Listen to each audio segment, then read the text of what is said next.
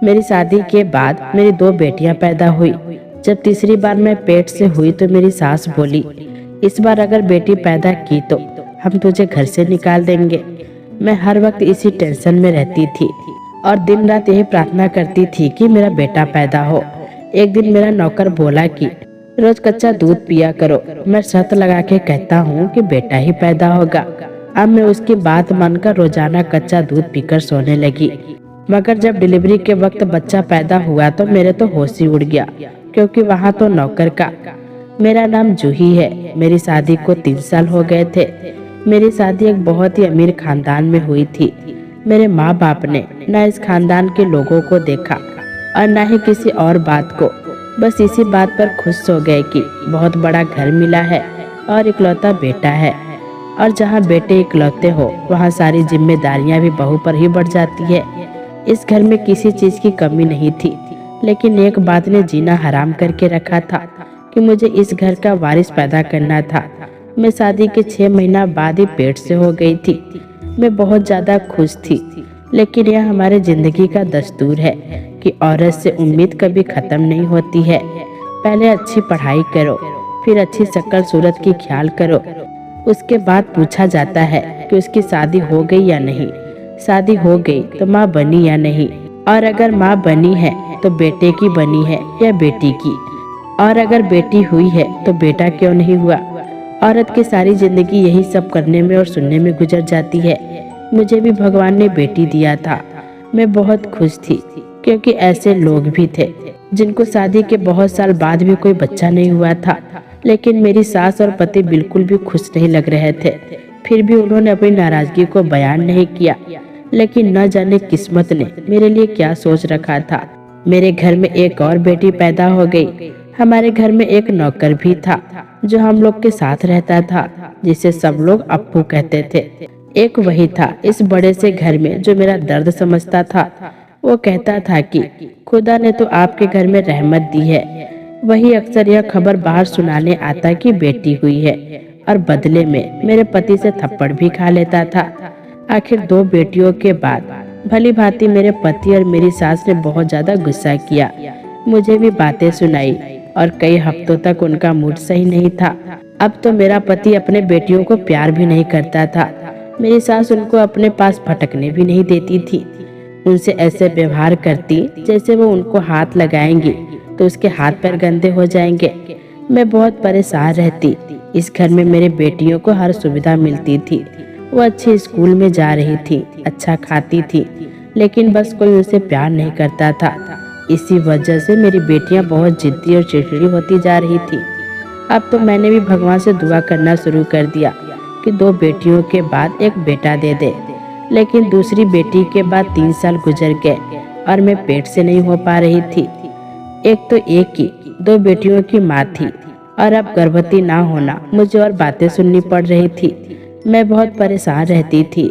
जब इंसान बहुत परेशान होता है तो उसे जो भी मिलता है वो उसे अपने दिल की बात बता देता है। उसी तरह मैं अपने नौकर अप्पू से अपने दिल की बात कह दिया करती थी कि मैं आजकल बहुत टेंशन में हूँ। बस यूँ समझिए कि मैंने अप्पू को अपने बारे में सब कुछ बता दिया था कि मुझे क्या अच्छा लगता है, क्या बुरा लगता है, मैं क्यों टेंशन में रहती हूँ। लेकिन अप्पू ने मुझे अपने बारे में कभी कुछ नहीं बताया था। वैसे भी मुझे जानने का कोई शौक भी नहीं था। वो एक नाखुश इंसान था, उम्र में मुझसे छोटा था, इस घर और खानदान का बहुत पुराना वफादार था। उसके बाप दादा भी यहीं पर नौकर के तौर पर काम किया करते थे। मैं दिन रात दुआओं की मन्नत मांगती थी और फिर भगवान ने मुझ पर रहम किया। तीसरी बार मैं फिर से प्रेग्नेंट हो गई। मैं बहुत खुश थी। इस बात की खुशी थी कि भगवान ने मुझे एक उम्मीद दिया था, नहीं तो अगर ऐसा ना होता तो बहुत बुरा हो जाता। मैं जब भी गर्भ से होती तो मेरे गर्भ के 9 माह तक मेरे पति और मेरी सास मेरे साथ बहुत आराम और कद्र से पेश आते थे। उनकी उम्मीद होती कि सब ठीक होगा और ऊपर वाला हमको बेटे के रूप में वारिस देगा। वो इस बेटा बेटी की जाल में ऐसे फंसे थे कि वो डॉक्टर से भी पता नहीं करवाते थे कि उनके यहाँ बेटा आने वाला है या बेटी। वो कहती थी कि डिलीवरी के वक्त पर ही पता चलेगा। शायद उसके पीछे भी कोई डर था। एक दिन मैं अपने कमरे में बैठी थी कि मेरी सास मेरे कमरे में आई। पहले मुझसे मेरी सेहत के बारे में पूछा और फिर मुझे कहा, देखो अगर इस बार तुम्हारा बेटा नहीं हुआ तो हमें कुछ ऐसा करना पड़ जाएगा जिसकी तुमको हमसे उम्मीद भी नहीं होगी। मैंने पूछा कि ये आप क्या कह रही हैं, क्या करेंगी? मेरी सास ने कहा कि हम तुम्हें इस घर से निकाल देंगे। मैं बहुत ज़्यादा टेंशन से घबरा गई और मेरी आंखों से आंसू बाहर आ गए। मैंने कहा कि इस घर के अलावा मेरा है ही कौन? मेरे माँ बाप तो इस दुनिया में नहीं है, भाई बहन भी सब अपने अपने हैं। अगर आप मुझे घर से निकाल देंगी तो मैं अपने 2 बेटियों को लेकर कहाँ जाऊंगी? मेरी सास ने कहा कि यह हमारा प्रॉब्लम नहीं है, इसीलिए दुआ करो कि तुम्हारा बेटा ही पैदा हो। अगर तुम्हारा बेटा पैदा हुआ तो तुम इस हवेली की रानी बनकर राज करोगी और मैं भी तुम्हें बहुत खुश रखूंगी। तुम्हारी बेटियां और तुम जो चाहोगी तुम्हारे सामने हाजिर कर दिया जाएगा। लेकिन अगर तुम्हारे यहाँ बेटा पैदा नहीं हुआ तो फिर समझो कि तुम्हें आसमान से उठाकर जमीन पर फेंक दिया जाएगा। मैं अपने बेटे की दूसरी शादी करवा दूंगी। मैं बिल्कुल फैसला कर चुकी हूँ। मैंने तुम्हें 3 मौके दिए हैं। अगर तीनों मौके के बाद भी तुम हमें बेटा नहीं दे सकी तो इसमें तुम्हारी गलती है। हम लोग तो फैसला कर चुके हैं। मेरी सास के दिमाग में जो कुछ आया उन्होंने मुझे सुना दिया। यहाँ तक कि ये भी कह दिया कि अगर बेटा पैदा नहीं हुआ तो उसी दिन अपनी तीनों बेटियों को साथ लेकर इस घर से चले जाना। मैं हैरान रह गई थी, वो इतना जालिम कैसे हो सकती हैं? अच्छी तो ये मेरे साथ कभी नहीं थी, लेकिन इतना सब कुछ ये लोग मेरे साथ कैसे कर सकते थे? अप्पू को कुछ देर पहले मैंने जूस बनाने को कहा था, वही देने शायद वो मेरे कमरे में आ रहा था। जब उसने मेरी सास की बातें सुन ली और मुझे रोते हुए देख लिया, जब वो कमरे में आया तो मेरे आंसू इस तरह से बह रहे थे कि मैं उसको रोक नहीं सकी। अप्पू ने जूस एक तरफ रखा और हाथ बांधे खड़ा हो गया। उसने सिर झुका लिया।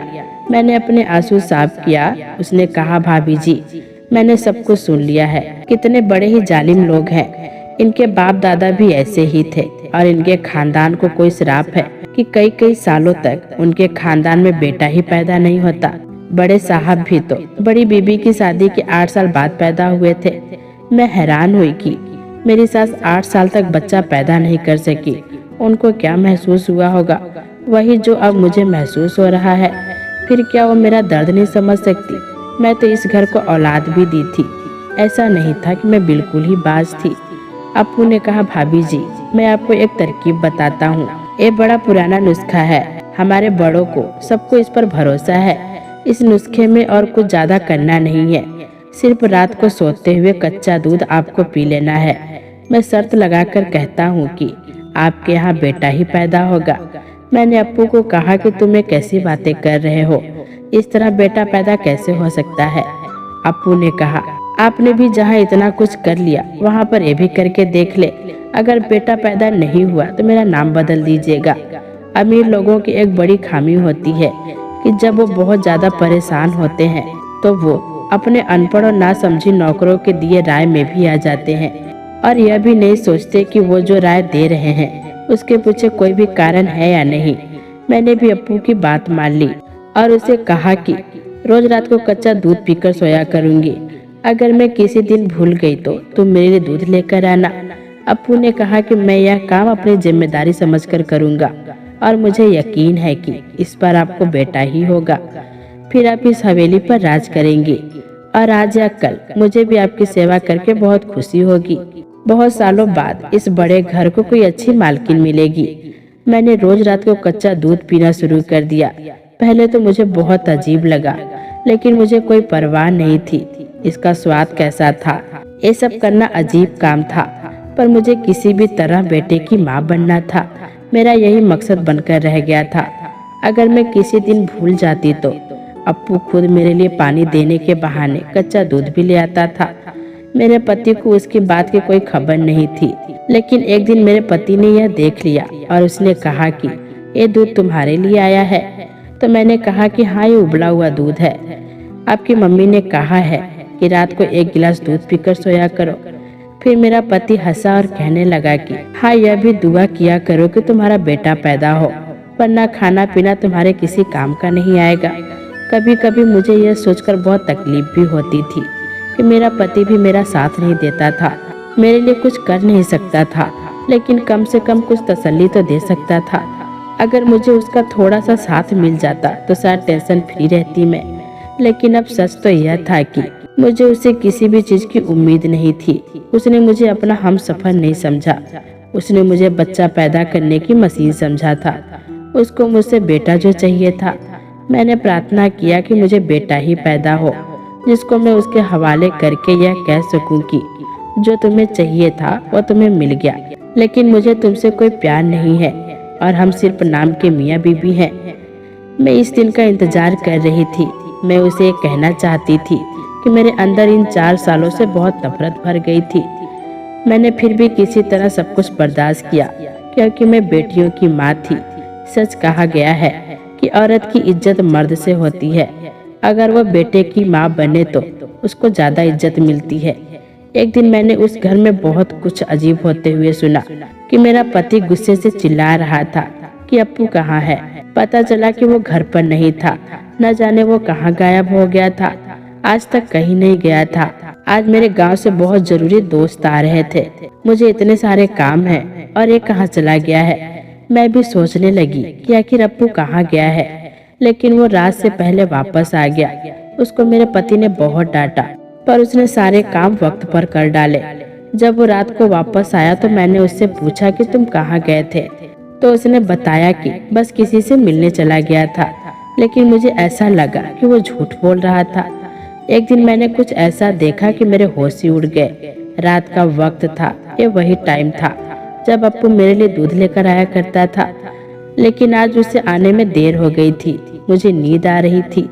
मैं चाह रही थी कि मैं जल्दी से दूध पीकर सो जाऊं। मेरे आखिरी दिन चल रहे थे। मुझे सुबह से ही तबीयत कुछ अजीब सा लग रहा था। मुझे बहुत ज्यादा नींद आ रही थी। मैं बार बार घड़ी की तरफ देखती, लेकिन वक्त है कि गुजर ही नहीं रहा था और अप्पू भी नहीं आ रहा था। फिर मैंने सोचा कि खुद ही चली जाती हूँ, देखती हूँ कि वो क्या कर रहा है, और अगर कहीं नहीं है तो मैं खुद ही अपना दूध लेकर वापस आ जाऊंगी। जब मैं जाने लगी तो मेरे पति ने मुझसे पूछा कि इस वक्त कहाँ जा रही हो। तो मैंने कहा कि मैं जरा टहलने जा रही हूँ। मेरे टांगों में बहुत ही खिंचाव है, थोड़ा चलूंगी तो आराम मिलेगा। उसने कहा कि ठीक है जाओ।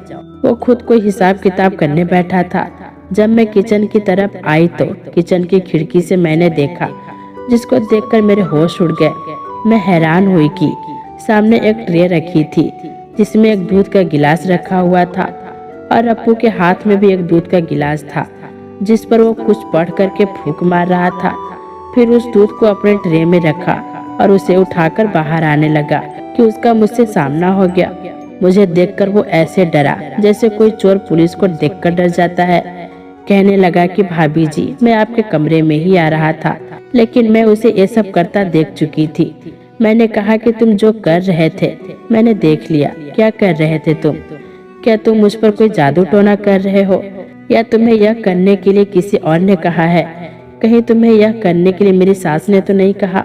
वो जानबूझकर मुझ पर ऐसा कुछ टोना करवाती हैं जिससे मुझे बेटी ही पैदा होगी, ताकि मुझे इस घर से निकालकर अपने बेटे की दूसरी शादी करवा सके।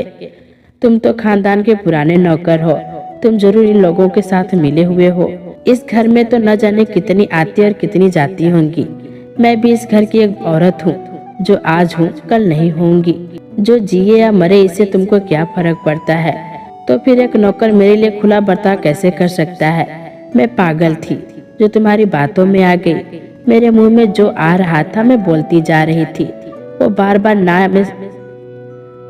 ना में सर हिला रहा था। ऐसा कुछ नहीं है, मैं गद्दार नहीं हूँ। हाथ जोड़कर विनती कर रहा था, लेकिन मुझे कोई फर्क नहीं पड़ रहा था। मैंने ट्रे को हाथ मारा और दूध नीचे गिर गया। शोर सुनकर मेरा पति भी सीढ़ियों तक आ गया। मैं अपने पति को कहने लगी कि इस शख्स को इस घर से निकाल दो। तभी अचानक मेरे पेट में बहुत दर्द हुआ और मैं लड़खड़ा गई। फिर मेरा पति मेरी तरफ बढ़ा और दाई को बुलाया। मेरी अभी तक की सारी डिलीवरी घर में ही हुई थी, लेकिन इस दफा मेरी हालत बहुत ज्यादा खराब थी। उन्होंने कहा कि ये मेरे बस का केस नहीं है, इसकी तबीयत बहुत खराब है, ये मर जाएगी, इसको अस्पताल ही ले जाओ। मेरा पति सबके खिलाफ था, लेकिन मेरी जान पर बनी मेरा पति मुझे जल्दी अस्पताल लेकर गया। जब डिलीवरी का वक्त आया और मैंने अपनी औलाद को देखा तो मुझे बहुत दुख हुआ, क्योंकि वो भी एक बेटी थी। मैं बुरी तरह फूट फूट कर रोने लगी। डॉक्टर भी हैरान रह गए जब अचानक वहाँ एक औरत आई और उसने मेरी बेटी को उठाकर वहाँ पर बेटा रख दिया। मैं हैरान रह गई क्योंकि मैंने उस औरत को पहले कभी नहीं देखा था। उस औरत ने कहा कि मैं अप्पू की बीवी हूँ और जब आपको भगवान ने उम्मीद दी थी, उन्हीं दिनों मुझे भी उम्मीद मिली। मेरे 3 बच्चे हैं, सारे के सारे ही बेटे हैं। मुझे भगवान से बेटी की उम्मीद थी, लेकिन भगवान ने मुझे फिर से बेटा ही दे दिया। लेकिन मुझे अप्पू ने सारी बात बताई और उसने कहा कि हमें यह बेटा छोटी मालकिन को देना होगा। उसने सब कुछ प्लान किया था, वो सब कुछ जानता है। मैं पहले से ही तैयारी करके आई हूँ। ये बच्चा 2 दिन पहले पैदा हुआ है, इसीलिए बिल्कुल पता नहीं चलेगा कि आपका बच्चा है या मेरा। उसने अपने बेटे को मेरी गोद में डाल दिया। मैं रोते हुए मुश्किल से हाथ जोड़े हुई थी। उसने मेरा हाथ पकड़कर नीचे कर दिया। उसने कहा कि आप हाथ नहीं जोड़े, लेकिन जब उसने मेरी बेटी को उठाया तो मेरा दिल बैठ सा गया। मैंने उससे कहा कि तुमने मुझे अपने बेटे देने की हिम्मत की है, लेकिन मेरी बेटी को मुझसे दूर ले जाओगी, मैं ये कैसे बर्दाश्त करूंगी। उसने कहा कि आप फिक्र ना करें, मैं उसको अपनी औलाद की तरह पालूंगी। और मेरी बेटी को उठाकर उसी दरवाजे से निकल गई जहाँ से वो आई थी। मैंने डॉक्टर से भी बात कर ली, डॉक्टर को समझा दिया। डॉक्टर ने कहा आजकल ऐसे लोग इस दुनिया में नहीं होते हैं। अगर इस तरह आपका घर बसता है तो मैं अपनी जुबान बिल्कुल भी नहीं खोलूंगी। और मैं तो डॉक्टर हूँ, मैं रोज इस तरह के लोगों को देखती हूँ कि बेटियां पैदा होती हैं तो लोग बुरी तरह रोना शुरू कर देते हैं और मातम करना शुरू कर देते हैं। ऐसा बिल्कुल नहीं करना चाहिए। अप्पू ने अपना काम कर दिया। वो वाकई में एक वफादार नौकर था। मेरे पति और सास को जब पता चला कि मैंने बेटे को जन्म दिया है तो वो बहुत ज्यादा खुश हुए। मेरा खूब स्वागत किया और मेरी हर बात मानी गई। और मेरा पति अपने बेटे को पाकर खुश था और मेरे बच्चों से भी बहुत प्यार करने लगा था। आज मेरी तबीयत पहले से बेहतर हुई और मैं घर आ गई। मैंने अप्पू से कहा कि मुझे माफ कर दो, मैंने न जाने तुम्हें क्या नहीं कहा। उसने कहा कि भाभी जी कोई बात नहीं, मैं आपका हाल समझता हूँ। इस कच्चे दूध का इस बात से कोई ताल्लुक नहीं था, बस मैंने सोच लिया था कि मैं अपनी औलाद आपकी झोली में डाल दूंगा। लेकिन अगर मैं ये बात आपसे पहले करता तो न जाने आप क्या सोचती। साथ ही मुझे यह उम्मीद थी कि भगवान आपको बेटा दे देगा। लेकिन जब हमें पता चला कि आपकी बेटी पैदा हुई है तो मैंने अपनी बीबी को फौरन से भेजा। मैं शादीशुदा हूँ, लेकिन मैंने ये बात कभी किसी को नहीं बताई। आपकी बेटी हमारे घर में महफूज है और हमें 2 बेटों के बाद एक बेटी मिली है, तो जाहिर है कि वो हमारे घर की रानी बनकर रहेगी। आप फिक्र ना करें, आपसे मिलवाने के लिए ले आया करूँगा। मेरे सास और ससुर को जो चाहिए था वो मिल गया था। मैं इस घर की रानी तो थी, लेकिन मेरे तेवर बदल गए थे। मैं उनको अब जूते के नोक पर रख रही थी, उनकी हर बात को जवाब देती थी और वो भी चुप करके सुन लेते थे। फिर किस्मत ने बाजी पलटी और एक दिन मेरे साथ बहुत बड़ा हादसा हो गया। मेरी सास और पति गाड़ी में बैठकर कहीं जा रहे थे कि तभी उनकी कार दुर्घटना हो गया और वो दोनों इस दुनिया में नहीं रहे। मुझे अपने पति के जाने का बहुत अफसोस हुआ। मैं कई महीनों तक उसका शोक मनाया करती थी, लेकिन अब हवेली की मालकिन मैं थी, सारी हवेली मेरी हो चुकी थी। मैंने अप्पू और उसकी बीबी बच्चों को गांव से वापस बुला लिया और अपनी बेटी को अपनी आंखों के सामने बड़ा होते देखने के लिए उनको भी इस घर में रहने के लिए कहा। और धीरे धीरे हमने गांव की सारी जमीन और हवेली बेच दी। हमने शहर में जाकर घर बना लिया और शहर में जाकर मैंने सबको यही कहा कि अप्पू मेरा सगा भाई है। वक्त के साथ साथ बच्चियों और अप्पू का बेटा जवान हो गया तो मैंने उन लोगों की शादी कर दी। इस तरह मुझे अपनी 5वीं बेटी भी वापस मिल गई। सारी दुनिया यही जानती है अप्पू मेरा भाई है। फर्ज तो उसने भाइयों से भी बढ़कर अदा किया। न सिर्फ मेरी मदद करके बल्कि इन बच्चों की परवरिश करने में भी उसने हमारी बहुत मदद की है। तो दोस्तों, कैसी लगी ये कहानी कमेंट बॉक्स में जरूर बताइएगा। फिर मिलेंगे दोस्तों अगली वीडियो के साथ। तब तक के लिए अपना ख्याल रखना।